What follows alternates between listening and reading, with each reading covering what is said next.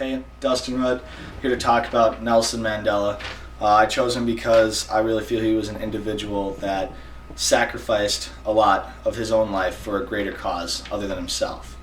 And Nelson Mandela actually lived in South Africa during the apartheid era, which was where there was legal segregation of European whites to Africans, like where it was legal, not just social, but legal.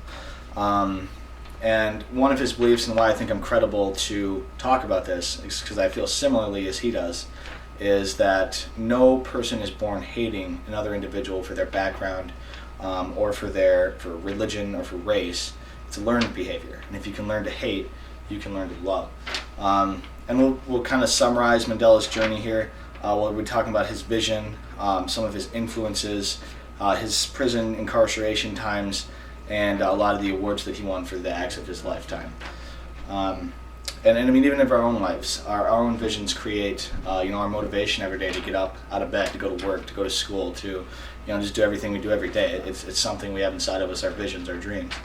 And I mean, his spoke very clearly.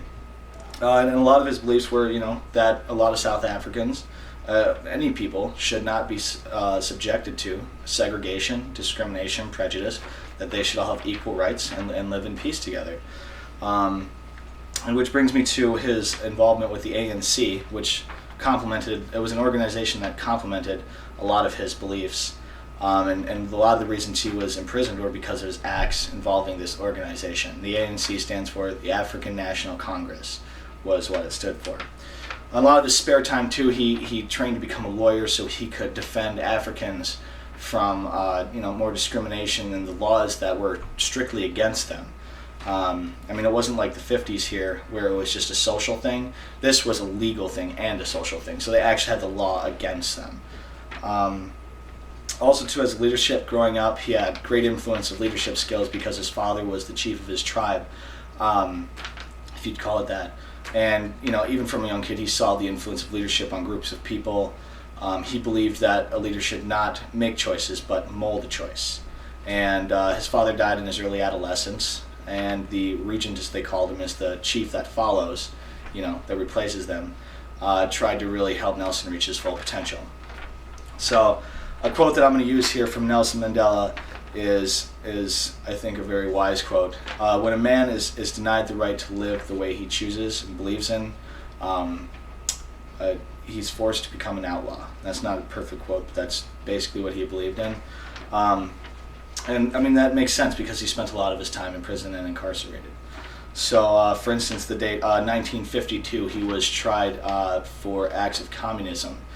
Spent 9 months in jail and then was on suspension for 5 years. In 1956, he was tried for high treason. The whole trial itself took almost 5 years, and eventually he was, found innocent.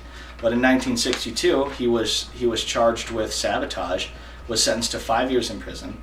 And then in 1964, he was sentenced with another act of sabotage, and they sentenced him to life in prison on Robben Island, where he stayed until 1990, where he was finally released. Roughly 30 years he stayed in prison for this. Where he eventually came out, he got out. He led his party to multiracial equality, and then and then eventually ended up being the president of South Africa. So he really did. He had a lot of things he had to do in his life, but it didn't stop him. The imprisonment didn't halter his vision, his dreams. He really believed in what he was doing. And just to kind of show it, even though they rewarded him with imprisonment, a lot of the awards he received were, he had over 250 awards in 4 decades for everything he had done. But his highest award was the Nobel Peace Prize in 1993, for everything he had done. So this is kind of review on Nelson Mandela. Again, he was someone who just sacrificed a lot for a greater cause. His visions, his influences all created a leadership inside of him, leadership skills. His prison times showed how steadfast he was, and the awards today that he received show just how great of an individual he was and all the positive things he brought. So now I ask, I hope you don't, separate yourself from any other people, because we're all humans, we're all just in this together. That's pretty much what I have to say about that.